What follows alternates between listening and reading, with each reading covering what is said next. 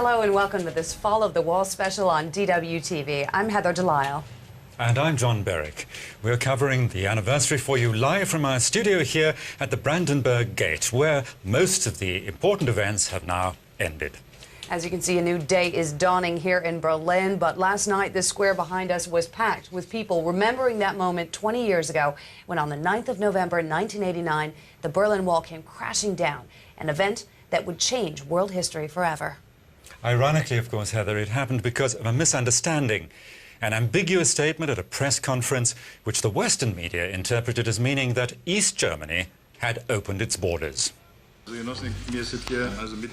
At an evening press conference in East Berlin, Politburo member Günter Schabowski made a sensational announcement. Private journeys abroad can be applied for without preconditions, justifications or proof of family ties. The permits will be granted at short notice. A journalist asked when. Schabowski's answer was a blunder of historic proportions. It takes effect, as far as I know, immediately. Western media waited for the first to cross.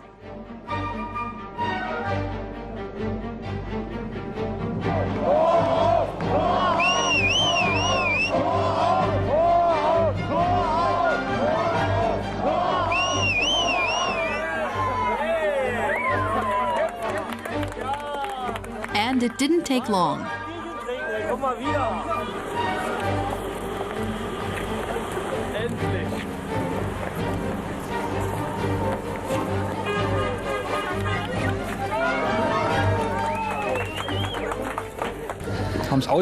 We took the car and just drove off. Now we're here.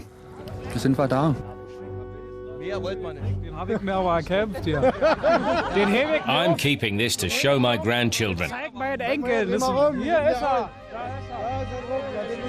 The East German regime still believed it had things under control.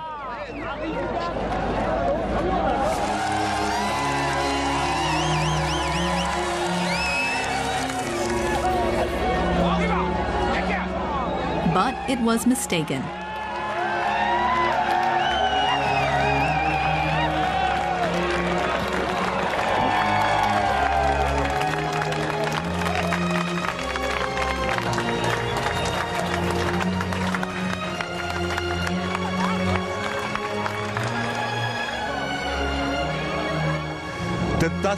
Nobody could have dreamed this would be possible.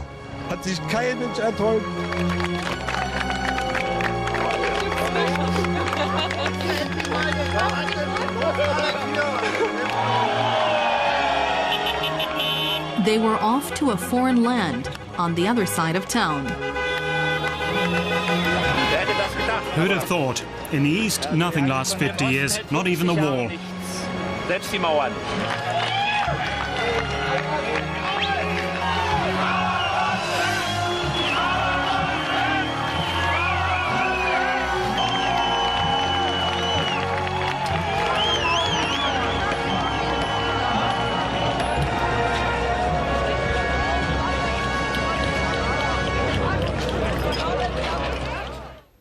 For those of us who were here in Berlin when the wall fell, it was such a profound and moving experience that for the moment we lost sight of everything else. But of course, life was going on in the rest of the world just as usual. On November 9th, 1989, 85-year-old Deng Xiaoping resigns as head of China's armed forces. It is the former supreme leader's last official position within the ruling Communist Party. Anti-American demonstrations sweep through the Philippines. The protests coincide with President Corazon Aquino's state visit to Washington, D.C. Drama in the North Sea. 3 people are killed and another 15 injured in the collision of the ferry Hamburg and a container ship.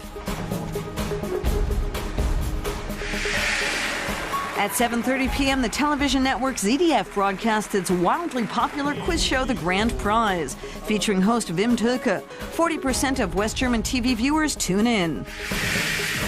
At the same time, East German television televises its own quiz show, Fun and Games with Hans-Georg Poneski.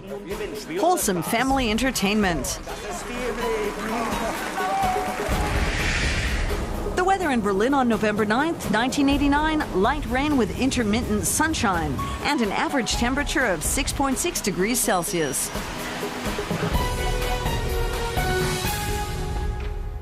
And joining us now in the studio is Neil Acheson, journalist, historian, expert on Eastern Europe and long-time correspondent here in Berlin. Thank you very much, Mr. Acheson, for coming in so early in the morning. Tell me, to start off with, how dangerous was the situation actually in Berlin around the time of November the 9th?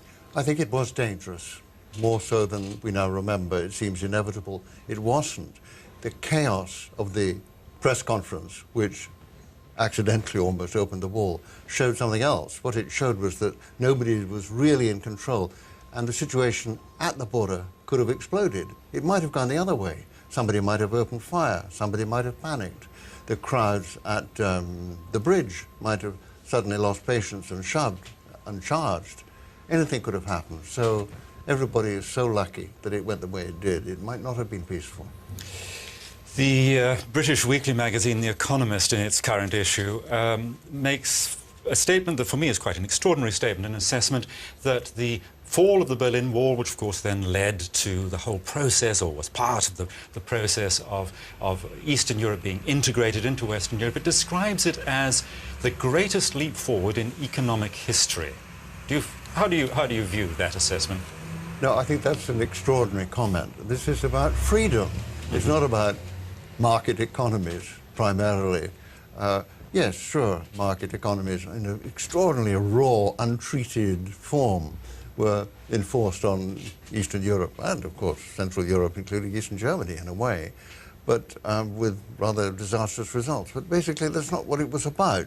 And you can't really say that full-blooded free market economies have been a success. Now, 20 years on, and after the crash of 2008, that particular market economy doesn't look so good. And what is more, the idea which was propagated at the time, which is that if you have, everybody is going to have liberal democracy and everybody is going to have a completely unregulated free market economy and they go indissolubly together, I mean, that's proved not to be the case. But isn't it true that the demonstrators, for example, in Eastern Europe, certainly, of course, they wanted freedom of movement, they wanted democratic political freedoms, but they also, of course, wanted surely a certain standard of living. That it's true that in the last 20 years, I think it probably is true, don't you, that people have, a very large number, millions of people have moved from poverty, one could say, to something vaguely resembling the middle class. That's absolutely true. I mean, what people wanted was they wanted, let's be normal. Let's be like other people. Over there, it works. Let's have some of that, Yeah. They said. But, there are more ways than one of getting that. And nobody offered them a social democratic kind of economy, a mixed economy, if you like, an advanced, rather old-fashioned form of the social market economy, which would have a lot of state regulation and slowly move towards freer markets, and that really would have been a better solution. Mr. Acheson, you were also here, I believe, in 1961 when the wall was built. Is that right? No, I was here a bit before that, in fact. I knew Berlin before the wall, and then I knew it after the wall, but I wasn't here when it went up. How did you, nevertheless, as an historian and a journalist, how did you respond then to the wall going up? How did you see its significance? Well, the strange thing is, and this sounds heartless, but I found it almost more understandable that there was a wall than that you could just walk from one world into another world across Berlin, which was a nice thing to be able to do, of course, better than not being able to move between the two parts of the city. But it certainly was very, very strange that you could just walk without even showing a passport, into one world of great red flags, darkness, and people looking suspiciously at you, and then back into the light. Yes, it was nevertheless, though, a very brutal move, wasn't it? Because it went up overnight. People were separated. People who happened to be visiting friends in the western part of the city suddenly couldn't get back, and so on. There was very little resistance from the Allied powers. How do you explain that?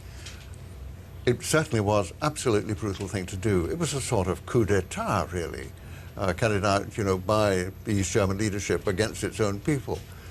The reason the Allies didn't react more strongly was that, in a way, and again, it's an awful thing to say, but they were quite relieved to have the situation finally defined, because what they were afraid of always was that the situation in East Berlin and East Germany would get out of control. People would start storming across, there would be a revolution, an uprising, the flow through the frontiers would become uncontrollable, there would be fighting, the West Germans would find it unable to hold themselves back, and then there would be a general conflict which nobody could control, which might escalate into the ultimate A chilling thought. Thank you very much, Neil Ashton, for coming in so early in the morning and giving us these insights. My pleasure. Thank you. And we'll be back live from the Brandenburg Gate in just a few minutes. But first, let's cross over to our downtown studios for a news update. And there's Brian Thomas. Take it away. Thanks, Heather. Well, Lebanon's Prime Minister Saad Hariri has formed a 30-member national unity government after months of deadlock. Hariri got formal approval for his cabinet from the Lebanese President, Michel Suleiman. It comes 5 months after a parliamentary election in which Hariri's bloc won a narrow majority, but had to negotiate a deal with the opposition to form a government. 15 cabinet posts will be filled by Hariri's Western-backed coalition. 10 ministers will come from the opposition, which includes the Hezbollah organization. President Barack Obama has hosted Israeli Prime Minister Benjamin Netanyahu for closed-door talks in Washington amid friction between the two allies over efforts to revive stalled Mideast peace talks. Netanyahu called for an immediate resumption of negotiations, rejecting Palestinian calls for a halt to the building of Jewish settlements in the West Bank first. The two leaders also discussed Iran's nuclear program at the White House meeting. Naval ships from North and South Korea have exchanged fire in the Yellow Sea. That's according to the South Korean news agency Yonhap. It says the South Korean Navy vessel clashed with a patrol boat from the north that crossed the demarcation line between the two countries. No injuries have been reported by the South, but military officials there say the northern boat was seriously damaged in the skirmish. North and South Korea have fought 2 deadly sea battles in the last decade near the contested sea border called the Northern Limit Line. Well, here in Germany, along with the fall of the Berlin Wall, November 9th also marks a far different chapter in German history. 71 years ago, on November 9th, 1938, state-sanctioned anti-Jewish riots swept the country. This night became known as the Night of Broken Glass, as thousands of Jewish-owned businesses and hundreds of synagogues were destroyed. While many Berliners joyfully commemorated the fall of the wall, this more somber ceremony recalled an earlier November 9th in German history. Several thousand young people took part in a candlelit procession in memory of the Kristallnacht pogrom. 20 years ago, the gates to freedom were opened. 71 years ago, we saw the doors of Auschwitz beginning to open, which is why it's essential that this country acknowledges its past, even on such a joyous day. On November 9th, 1938, Nazis killed hundreds of Jews and ransacked synagogues, homes, and businesses. About 30,000 Jewish men were arrested. Many were sent to concentration camps. November 9th is an emotionally complicated day. But as the German Chancellor said, both anniversaries show that freedom is not self-evident, but must be fought for and defended. And staying in Germany, the country's new center-right coalition government has passed fiscal measures it says will help further stimulate the economy. Cabinet ministers have signed off on a package worth some 8.5 billion euros. More than half will be spent on increasing benefits to families with children. The rest will fund cuts in business and inheritance taxes. However, the coalition partners are still reportedly at odds over far-reaching reforms to the overall taxation system. Look at some business news now. Asian stock prices are rallying this Tuesday in step with Wall Street. Investors are also encouraged by G20 pledges over the weekend to keep the financial aid flowing until the economic recovery firmly takes hold in Tokyo. The Nikkei average closed up 0.6%. Hang Seng Index is just under 1% in positive territory. And the euro now trading at $1.4973. Some 100 creditors of the now defunct Arcandor have gathered in the Ruhr Valley to learn the latest on the retail and tourism group's liquidation. In its best year, 2005, Arcandor had revenues of 15.5 billion euros, but critics say the company failed to react to changes in the retail and tourism industries. Many creditors have given up hope of ever getting their investment back. Winding up Arcandor's diverse holdings could take up to 10 years. The venue in Essen seats up to 8,000 people. But less than 100 chairs were filled during Monday's meeting. Most of Arcandor's creditors didn't even bother to make the journey. They've resigned themselves to the likelihood that they'll only ever see a tiny fraction of the money Arcandor owes them. Arcandor's creditors have lodged claims of 15 billion euros. All Arcandor has are the assets left over at the end of insolvency procedures, and these assets have to be divided up between claimants. Arcandor's assets now amount to less than 100 million euros. So for every euro that creditors lent the retailer, they can only expect to get 10 cents in return. Until recently, Arcandor's annual sales came to several billion euros. In early June, it announced it could no longer pay the rent for its stores. 3 days later, it filed for bankruptcy. On Tuesday, creditors will be discussing the future of Arcandor's subsidiary Karstadt, Germany's biggest department store chain. The European Commission has objected to the planned acquisition of Sun Microsystems by Oracle. The Commission says the proposed €5 billion deal could harm competition in the database market. Sun says it will fight the objections. U.S. authorities have already given the green light to the merger, which both companies had hoped to wrap up in August. The Frankfurt Stock Exchange operator, Deutsche Börse, is the sole bidder for a major stake in the Warsaw Stock Exchange, now that others have pulled out and a final deadline has passed. The Warsaw Exchange has closed with the beginning of World War II in 1939 and was only reopened in 1991 after the Soviet bloc's collapse. The size of Deutsche Börse's bid has not been disclosed. Champagne glasses were filled in late October as paper manufacturer Arctic Paper was floated on the Warsaw Stock Exchange. It was the 8th IPO in Warsaw so far this year. Arctic Paper does a lot of business in the region.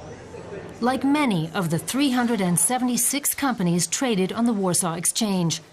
Their total market capitalization amounts to about 150 billion euros. Now the exchange itself is to be partly privatized. Between 51 and over 73% is up for sale. The state is holding on to the remainder. Warsaw is the biggest stock exchange in Central and Eastern Europe. Deutsche Börse wants a stake to help extend its reach eastwards, as far as the Baltic states and even Ukraine. China says it will double investments in Africa in an attempt to keep the momentum of trade with the continent up. The country is now ahead of the U.S. in total trade with Africa. It also needs raw materials for its ongoing industrial expansion. China is providing 10 billion euros in loans to Africa, lower export duties to the continent, and it's forgiving the debts of some of the poorest nations there. Investing in Africa has become a standard feature of Beijing's foreign policy. Because of the financial crisis, international investment has been on the decline. But in the first 3 quarters of this year, China increased its investments by more than 77% in Africa. The aid is earmarked for infrastructure investment and social projects. Africa is one of China's most important sources of raw materials, as well as a growing market for Chinese products. Trade volumes between the two have increased by a factor of 10 since 2001. Last year, trade was worth more than 67 billion euros. But China's involvement in Africa has also drawn criticism abroad. Beijing is accused of ignoring human rights violations in states that it does business with, including pursuing arms deals with war-torn Sudan. Tropical storm Ida is nearing the U.S. Gulf Coast after disrupting oil and gas production in the Gulf of Mexico and triggering flood alerts from Louisiana to Florida. The storm, which has been downgraded now from a Category 2 hurricane, is still packing winds of up to 100 kilometers per hour. Residents in coastal areas have been advised to evacuate their homes. In El Salvador, The death toll from Hurricane Ida has risen to 125. Many of the victims were killed in mudslides. Thousands of people have lost their homes. Over 70 people are still missing. And now it's back to Heather and John in our special live coverage of the 20th anniversary of the fall of the Berlin Wall.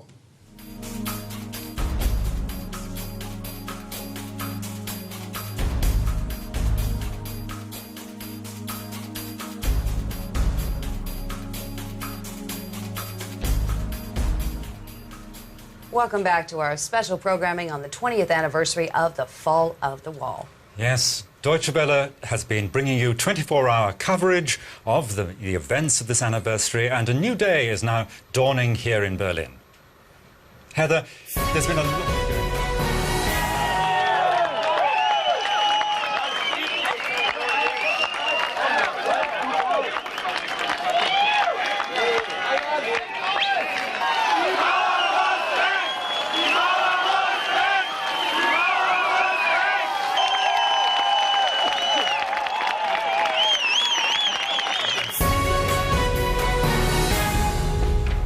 There's a lot's been going on in Berlin here to celebrate this anniversary, hasn't there, Heather? Well, there certainly has, John, and in case you at home didn't have a chance to get in on the action yourself, we've thrown together some of the highlights for you.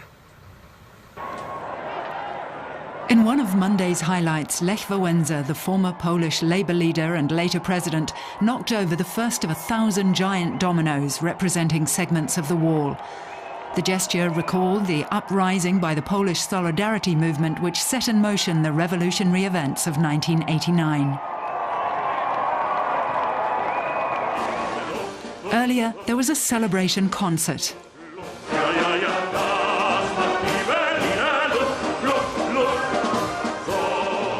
Tenor Placido Domingo gave a rousing rendition of one Berlin classic, Das ist die Berliner Luft, that's the air in Berlin. It was something to warm the hearts of everyone, including some of the world's most powerful leaders, on a cold, rainy evening. Then Chancellor Merkel, Berlin Mayor Klaus Wowereit and honoured guests from the US, Russia, Britain and France took a symbolic walk from the east to the west through the Brandenburg Gate. Liberty was the main theme of Chancellor Merkel's address. Ohne Freiheit, keine Demokratie. Without freedom, there is no democracy, no diversity, no tolerance, and ultimately no such thing as a unified Europe. The representatives of the former Allies paid tribute to the people of Berlin.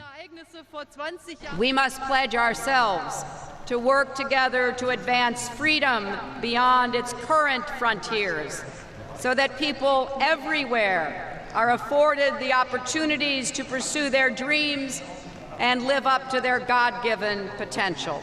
Liebe Freunde, dear friends, the 9th of November, 1989, was a day when you people of Berlin changed the world by making your dream of freedom come true. So as we stand here, as free people, gathered today in the shadow of history, let us pledge that we will work together to write the next chapter of the human story. Let us write a chapter of liberty and of prosperity and of peace. Vielen Dank. Liebe Berliner. My dear Berliners, I wish you health and prosperity and all the best. Alles Gute. The celebrations began with an ecumenical service in eastern Berlin attended by the German President Horst Köhler. 20 years ago, the Gethsemane Church was a gathering point for members of the East German opposition. The Gethsemane Church did not just witness scenes of joy. Here, as in the biblical Garden of Gethsemane, there were also hours of despair. Here, moral courage and the spirit of freedom came up against the rough reaction of the East German authorities. In the afternoon, Chancellor Merkel crossed over the Bornholm Bridge, the first crossing to open between East and West. She herself passed this way with crowds of East Berliners that night. 20 years later, she was accompanied by the former Soviet leader Mikhail Gorbachev, whom she thanked for his role in the events. You made it possible. You allowed history to take its course, and that was much more than we could have expected. Thank you for that, and thank you for being here with us today. Aside from the official celebrations, many people marked the occasion in their own way. Thousands responded to calls on the internet to meet up along a stretch where the wall stood for 28 years. At 8:15 in the evening, they joined hands. Then at 8:27, the exact time the wall fell 20 years ago, they let go again. British artist Martin Butler had the idea to form a human wall. My proposition is to ask people to think about walls, to think about borders, to think about tolerance, to think about openness. The organisers estimated that 6,000 enthusiastic volunteers took part. We thought it was a great idea, a lovely commemoration. The official celebrations ended with a giant fireworks display, but the party is set to continue through the night.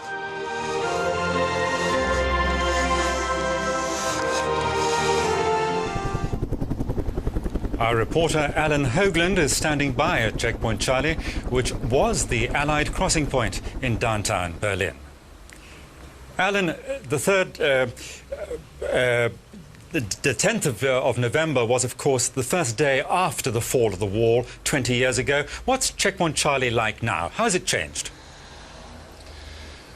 Well, John, today Checkpoint Charlie seems like a normal street corner. People are on their way to work, sweeping the street, they're jogging, going about their business. The party is over, whereas 20 years ago it would have still been raging on at this hour. People reunited with lost relatives and loved ones and enjoying their newfound freedom. But I think most important is that the checkpoint now is something that's here as a reminder of what was. The wall is no more. Germany is united. Everything the wall stood for, the Cold War, the division of a country, all that has now been relegated to history and is no longer anything that is present in people's lives.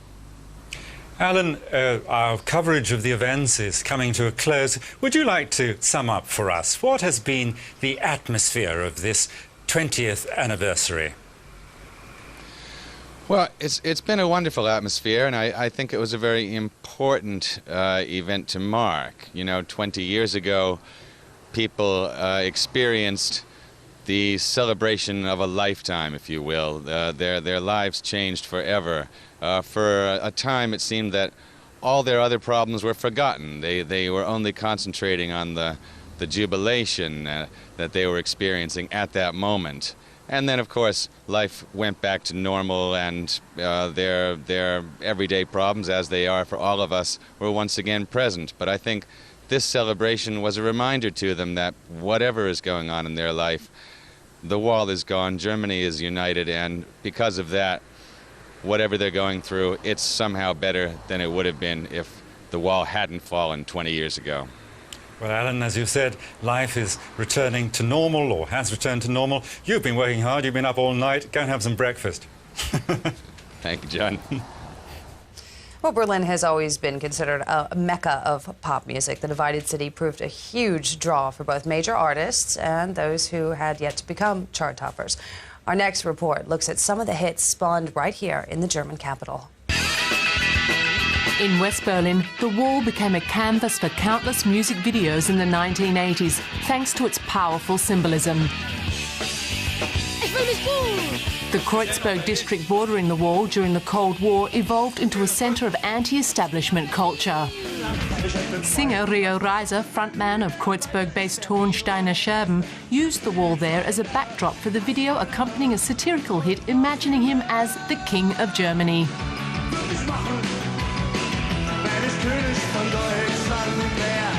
The divided city also had its appeal for stars from further afield.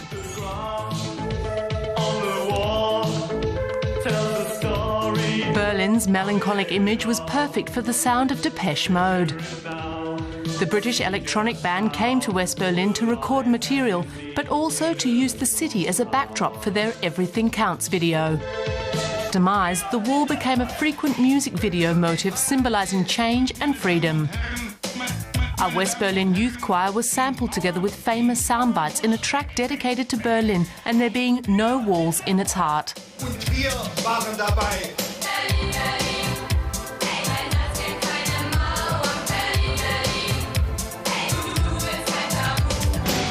German rockers, the Scorpions, celebrated the peaceful revolution in Wind of Change, a song that topped the charts across Europe.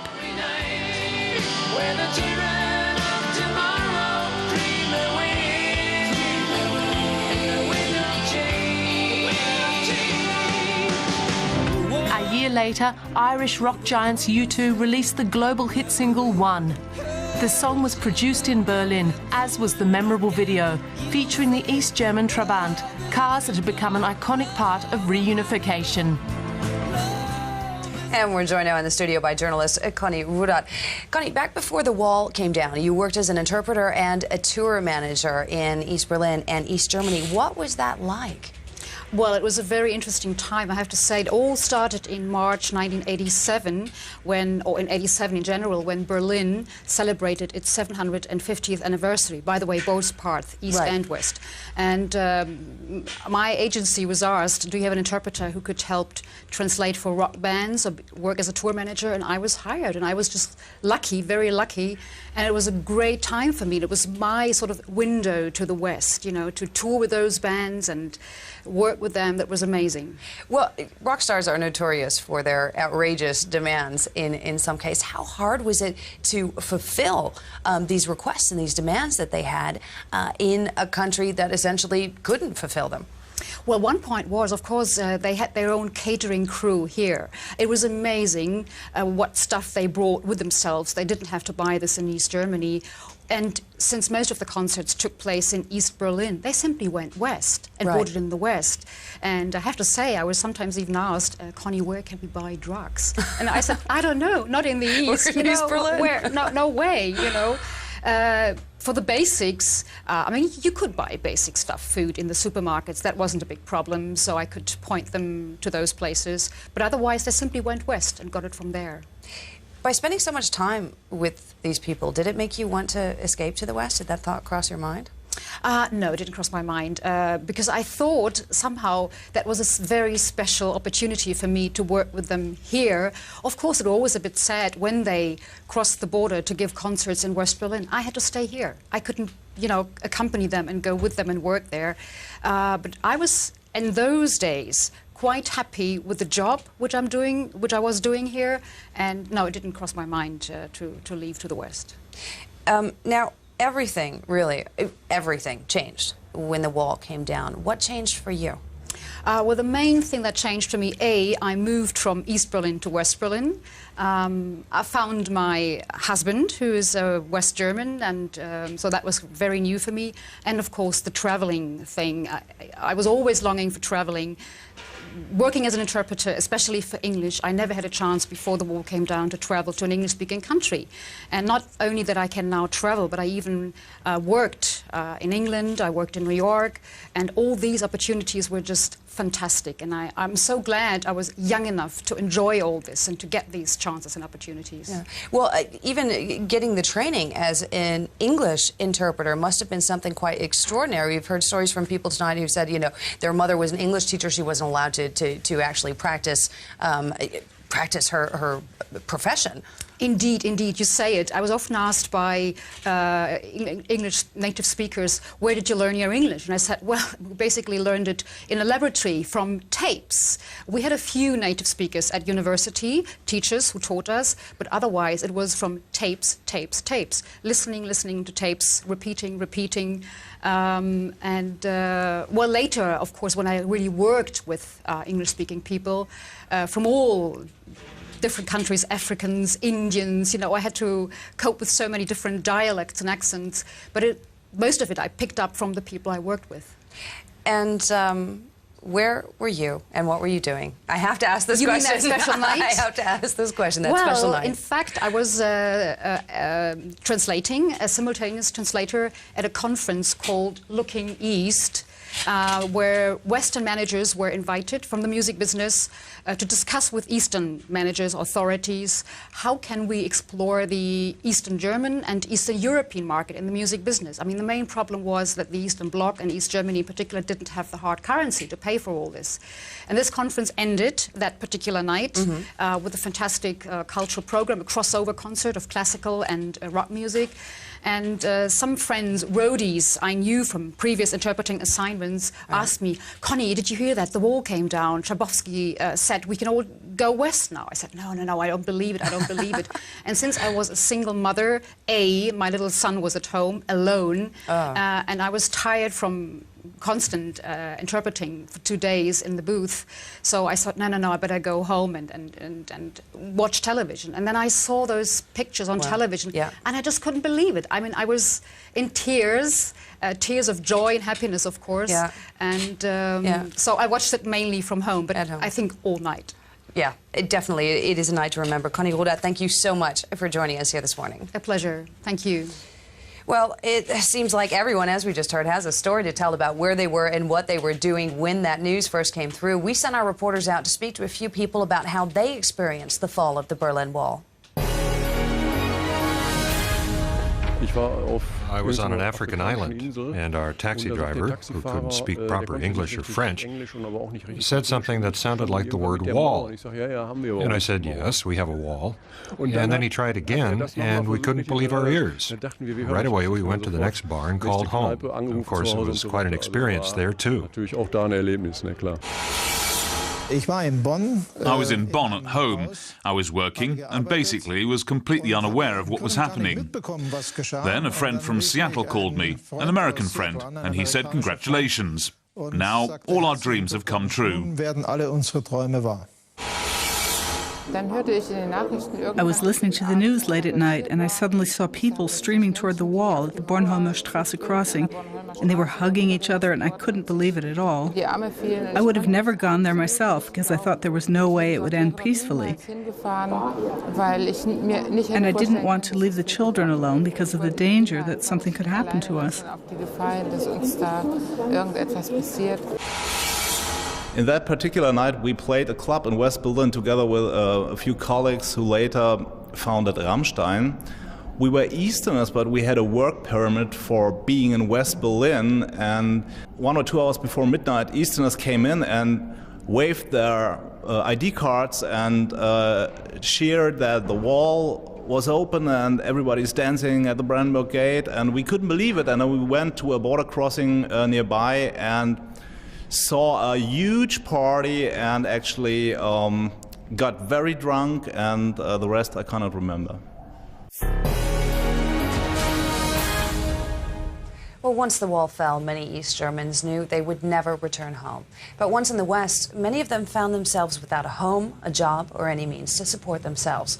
The West German government helped where it could, but for many, the dream of freedom had come true. But building up a new life proved more difficult than they had imagined.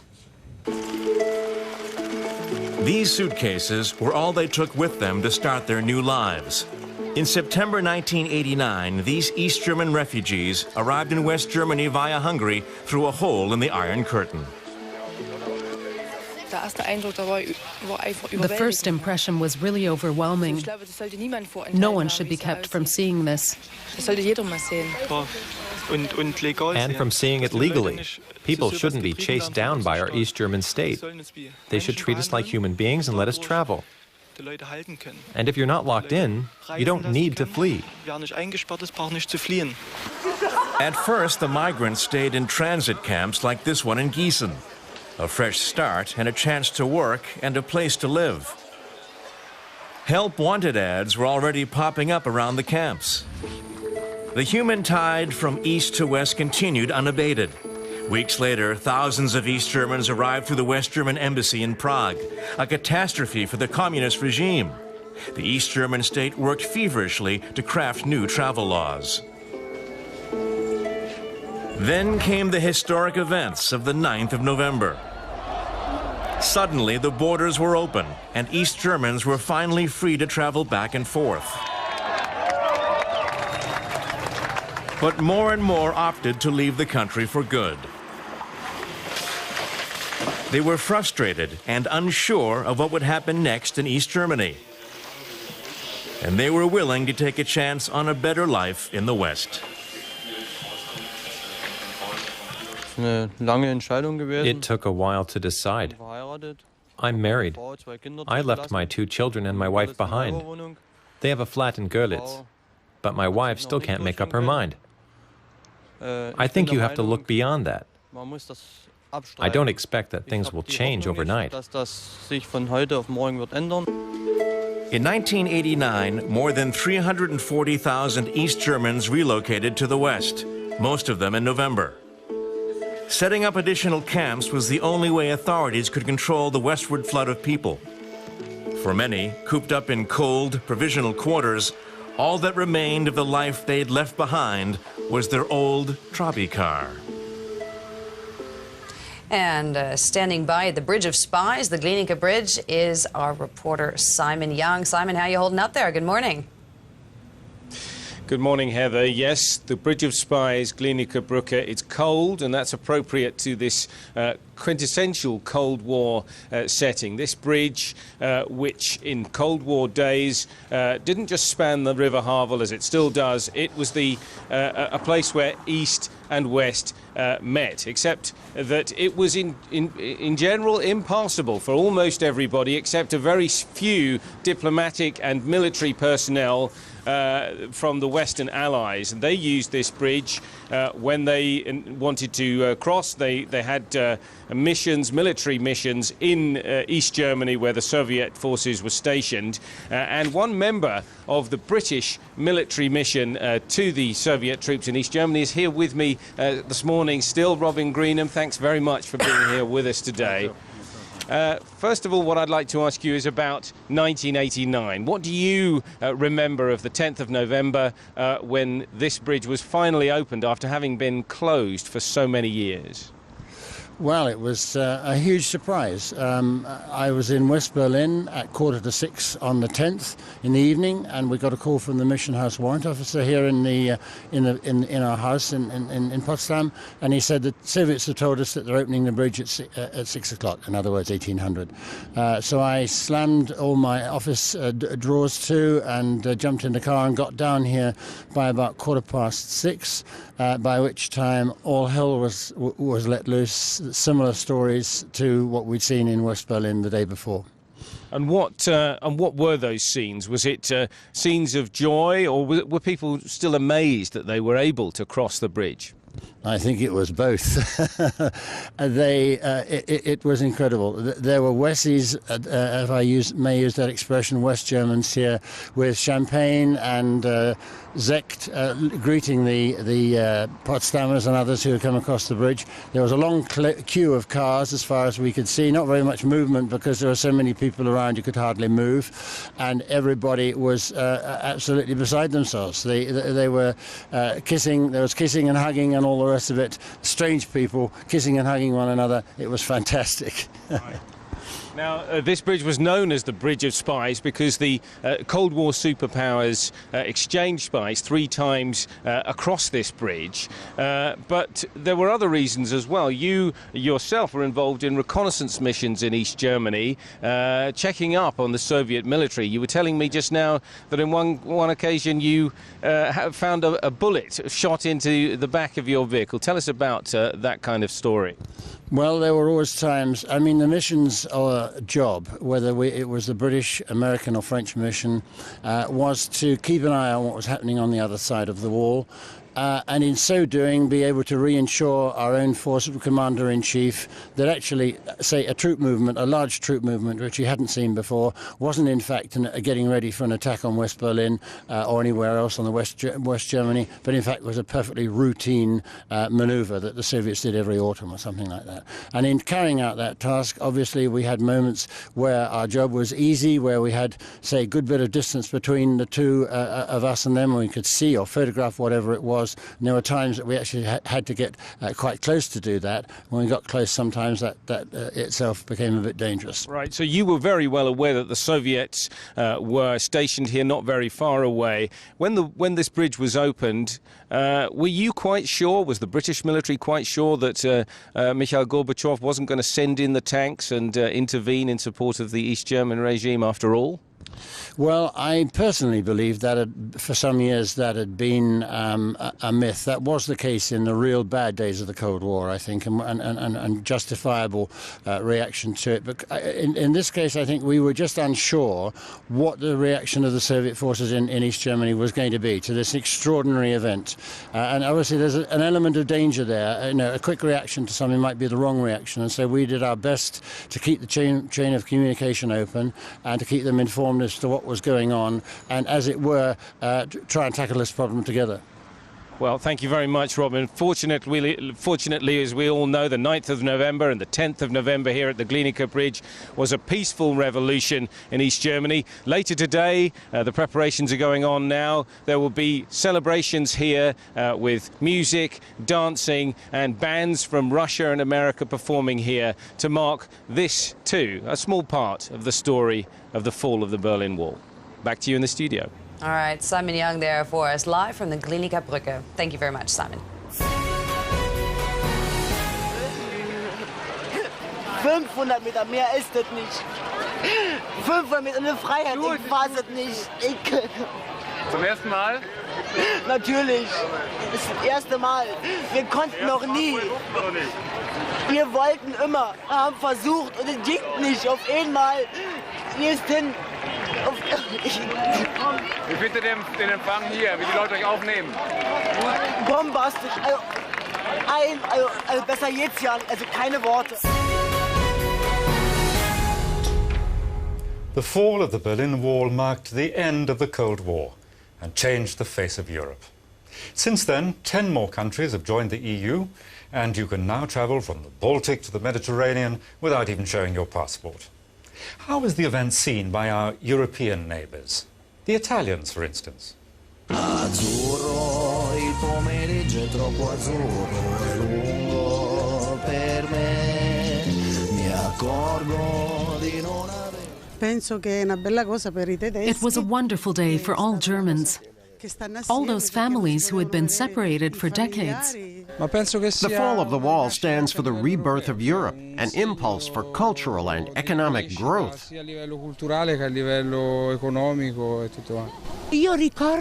I remember the feeling of relief.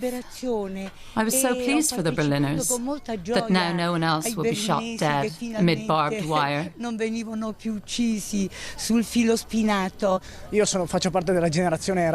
from the Erasmus generation and studied abroad. I had a totally different experience of Europe from my parents. So the fall of the wall was a huge influence on this vision of a unified Europe.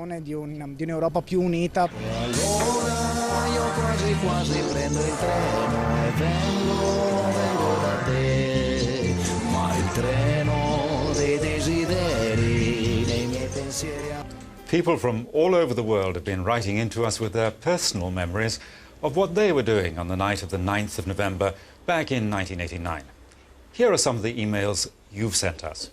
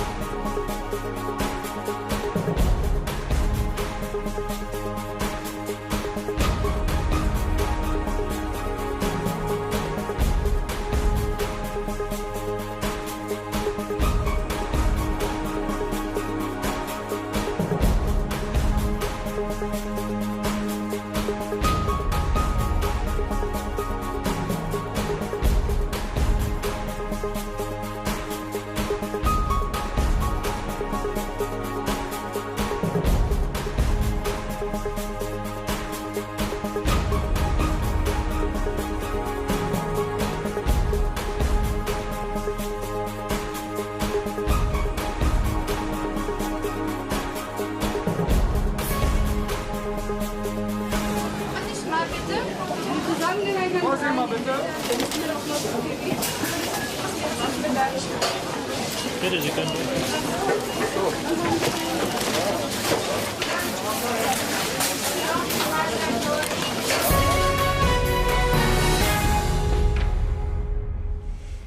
Heather, I know you have a 7-year-old son. Have you ever tried to explain to him what Berlin was like before the wall came down? You know, John, it's a really difficult situation, and I live basically a couple of hundred meters into East Berlin, right on the Bernauer Straße, as we saw, you know, which was part of the strip there. And there's a bit of wall that goes through Berlin where they've taken cobblestones and set them out in a big long line. And so I go with Ryan, my son Ryan, whenever we go through there, we make a point of hopping across the wall, just to symbolize, you know, what happened 20 years ago and what that meant. But it is difficult to explain to someone who's never lived in that kind of world what it's like to have an entire country and entire people trapped and not allowed to go on vacation to Mallorca or, you know, take off to the beach somewhere. It's kind of a difficult thing. But at the end of the day, I'm really glad he doesn't have to grow up in that kind of world. Oh, no. I mean, that's as simple as it is. And our next report does take a look at some of the children of today and how they see what happened back then.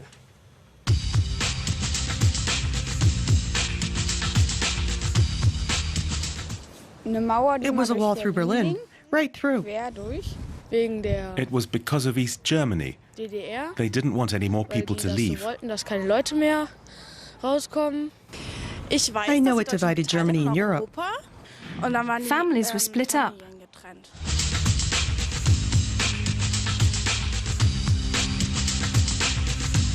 It fell on November 9th. Then everyone came through it and they knocked it down. There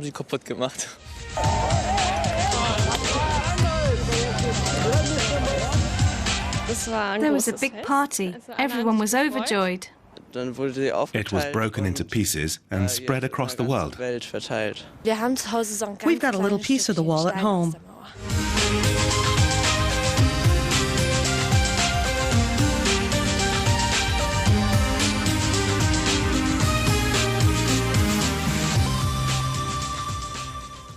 And you've been watching DW TV's 24-hour live broadcast from Potsdamer Platz and the Brandenburg Gate in German, in English, and in Espanol. It's been a great privilege for us to host this special program on the 20th anniversary of the fall of the Berlin Wall. Thanks for joining us.